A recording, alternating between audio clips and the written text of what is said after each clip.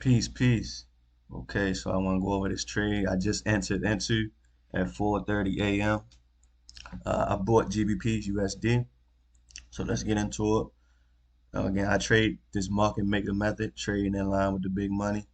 So you want to trade at the extremes of the range on any given day. So just looking at price, today is Wednesday, so price is just coming off the lowest price point of the week so far here during the New York session on Tuesday. So coming into the day, this area here was an area I already had highlighted where I believe price would come back to and possibly reject off and reverse off of. Another confluence is that area is also the low of the day from Monday. And I saw where I would just put this blue line, that's the low of the day from Monday. And I saw that was an area that they continued to come back to and work. As you can see right here, they trapped traders and price was trapped below that level and they pulled back above that level. So you want to follow the footprints when you're using this market making method. And that's what I'm doing. So coming into the day, I can see price had already came back down into this area during the Asian session while I was asleep. I got up during London.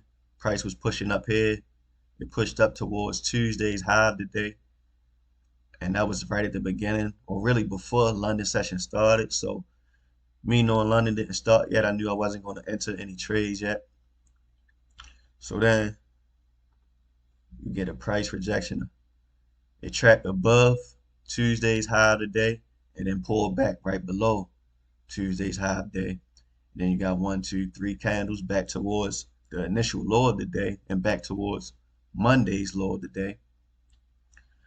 And one more big confluence for me was they like to set traps above and below the EMAs. So being that we coming off this low of the week so far,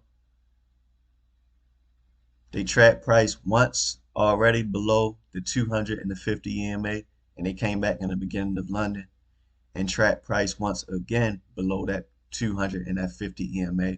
And again, we got these wicks here. Wicks tell a story. They tell you where price was, and they also indicate where your trap areas are. So we got 2 wicks, 2 pins here towards the low of the day, and then you got this candle here, which also indicates that they had price tracked, and now they should continue to push above. So this should be a good trade if it doesn't work out. Either way, however it goes, I will update you and let you know how it goes. But I entered around 1.26, 260. So we'll see how it goes. All right, so let's see how did I do with that GBPUSD buy.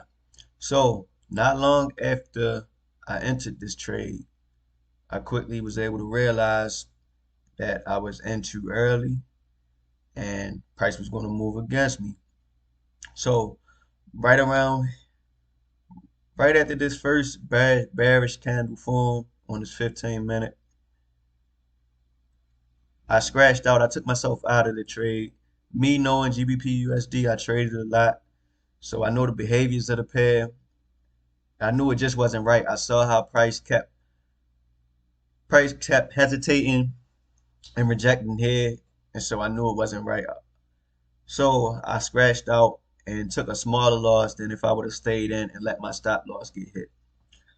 But as you can see, all they did was cut that level, and then price did go in the direction I was looking at. So that's one thing about it. You got to be confident in what you're seeing. Like I broke down earlier in the video why I took the trade. I stuck with it, and I was able to re-enter the trade right here, the best possible position you could get in, because it's all about the behaviors. It don't matter how pretty the double bottom, the W is, or how pretty the double top, the M is. It's about the actual behaviors. So it's not going to always be plain for you to see. You just got to recognize the behaviors. And I know what the market makers are doing when they are creating a W or M. So this is basic W behavior here where they push down, come back up, Push down slightly again to induce traders to go short again. Price rejects. That's a good trade to me. I got it.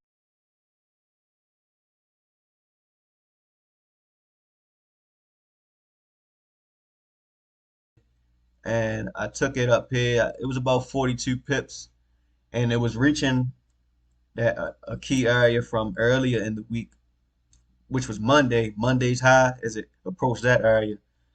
I decided to close out the trade and get out because I knew that was a possible reversal level. So I didn't let them prove me right. So I took my profits and easily got back the small loss that I took when I scratched myself out of the trade.